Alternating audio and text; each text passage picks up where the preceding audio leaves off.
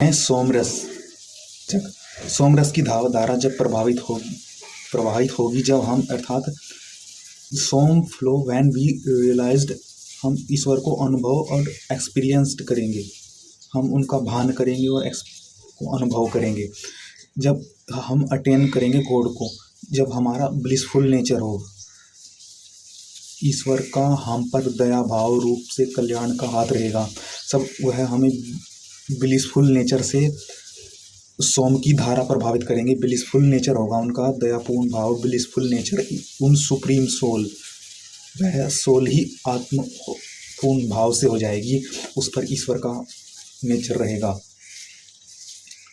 और जब हम अपनी भक्ति से, हम अपनी इच्छा से अपने पदार्थान पर करेंगे तो उससे हमें जो प्रदान होगा ईश्वर देंगे उसको, वही सोम है।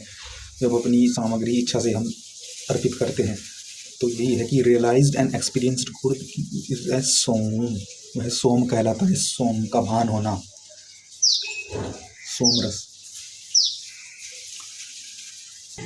इसको एक तरह से कहा गया है कि जिस भांति निरंतरता से सूर्य का प्रकाश चलता रहता है, तो ठीक उसी प्रकार ईश्वर का सोमरस प्रभावित उस व्यक्ति के लिए होता रहता है। जो व्यक्ति ईश्वर से जुड़ गया होता है तो उसको ईश्वर प्रोटेक्ट, रक्षण करते हैं। कोई भी उसको दुष्ट व्यक्ति हार्म नहीं कर सकता। तो उसको जब प्रोटेक्ट करते हैं ईश्वर, तो फिर उसको प्योरीफाई करते हैं। प्योरीफाई होकर के वह सुप्रीम सोल के पास की उपाधि प्राप्त करता है। वह प्योरीफाई, पवित्र आत्म कहलाता है, आत्मभाव का व्यक्ति कहलाता है। जब यानी आत्मभाव से realise God, then it is attained God, then somras blissful nature of real give is blissful nature. स्वादिष्ठाया, मदिष्ठाया इत्यादि वेदों में सूक्त हैं। और ये होगा तो जब हम नियम समन दमन करेंगे इच्छाओं का और इंद्रियों को नियंत्रण इत्यादि अष्टांग योग से ही ईश्वर को रियलाइज करेंगे, योग तक जाएंगे। ये होगा उससे, और हमारे अविद्यादि अस्मिता, राग क्लेश, राग द्वेष इत्यादि जो क्लेश हैं दग्ध बीज होंगे। इससे यही होगा, ये रोग दूर होंगे। वैसे तो व्यक्ति समझते हैं कि केवल रोग दूर होंगे, बाहरी रोग नहीं, आंतरिक रोग सोमरस से दूर होते हैं। ये है ब्रह्मवेत्ता, ब्राह्मण ही इसको जानते हैं कि कैसे रोग, अर्थात वे जानते हैं कि सोम बहुत परे है इससे।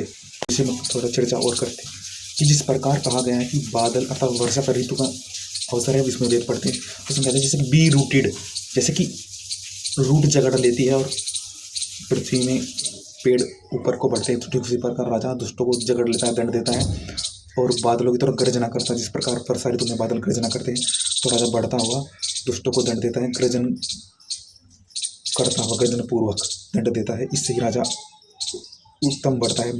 रामायण में कहते हैं जो दंड देकर ही राजा महान बनता है, जो दंड से छोड़ दे उसका विनाश होता है। तो be rooted like a tree, इस भांति इसको दर्शाया गया। ट्री लाइक अ किंग इत्यादि वेदों में मंत्र हैं, हम इसको आप पढ़ना। यह पुस्तक है ऋग्वेद का, वैदिकबुक.com से, उसमें ऋग्वेद की वह इंट्रोडक्शन ऑफ ऋग्वेद, उसमें मंत्र हैं। और मंडुक अर्थात जब अब वर्षा ऋतु में मेंढक भी मधुर आवाज करते हैं, ठीक उसी प्रकार हमें भी वेद का प्रण लेते हैं ब्रह्मचारी व्यक्ति, जिससे कि वह भी आगे बढ़े, निरंतर पूर्ण वेद पढ़ने का प्रण लेते हैं। तो जैसे कि मेंढक अच्छी बात करते हैं, हमें वेदों का अध्ययन करना चाहिए इत्यादि इस वर्षा ऋतु में।